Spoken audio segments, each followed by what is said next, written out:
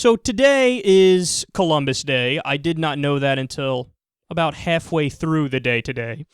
And it's the perfect opportunity for me to explain to you guys the real legacy of Christopher Columbus, which is that of a psychopathic killer and a criminal. So we have a fairly good record and understanding of what Columbus did to the native people, and it's about as bad as you can possibly get.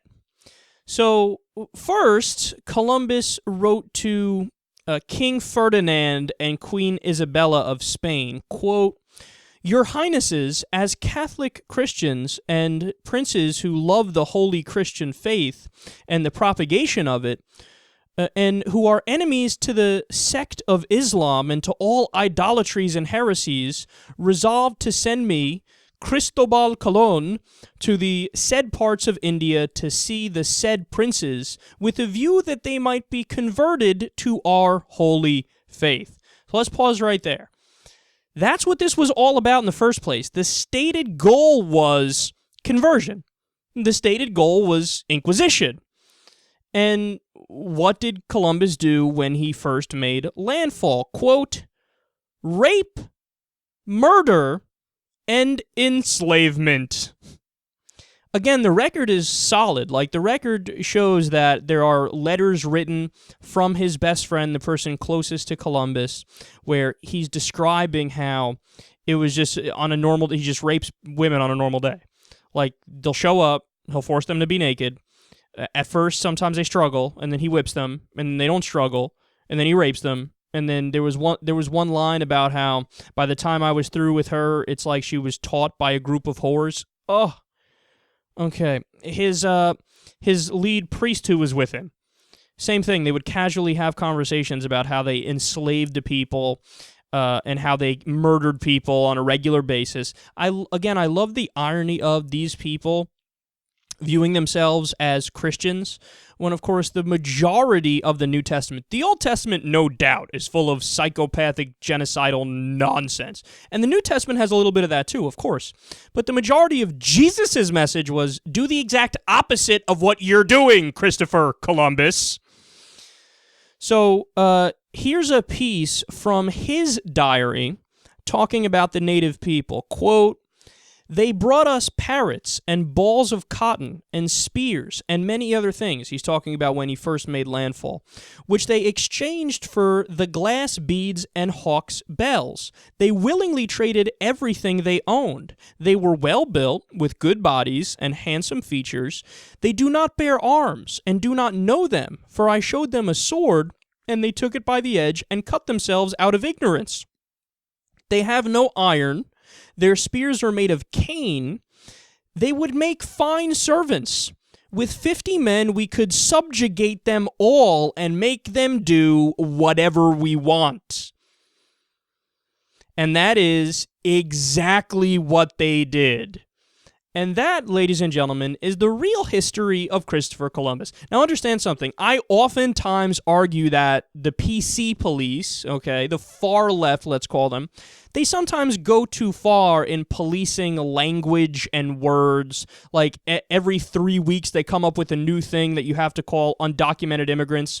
First, it was illegal aliens. Then, oh, that's offensive because people can't be illegal. Only actions are illegal, so don't call them illegal. And don't call them aliens because they're human beings. They're not aliens. So then it became illegal immigrants, and they said, no, illegal is still not right because an action is illegal, a person isn't illegal, and then that became undocumented immigrants. Look, I'm fine with that, whatever. It's cool to call them undocumented immigrants. I'm on board with that. But they do this with everything. Like, actors and actresses. Well, actress is sexist and degrading, so now call everybody an actor. Actress is gone. Waitresses and waiters, same thing. Waitress is degrading. What are you saying? The women aren't as good as the men. Call everybody a waiter. And, I mean, look, again, it goes on and on and on. They just keep changing what you call people because, honestly, let's face it, the far left, they just have nothing better to do with their time. Okay, I would love it much more if these guys talked about the other shit they care about, like universal health care, stopping wars. Focus on that, not words, because that's when you get the right wing to roll their eyes, and sometimes they're right to roll their eyes when we play this PC nonsense, over-the-top, PC word police game, okay? Like, I remember one time I called somebody, and I didn't know. See, this is the point.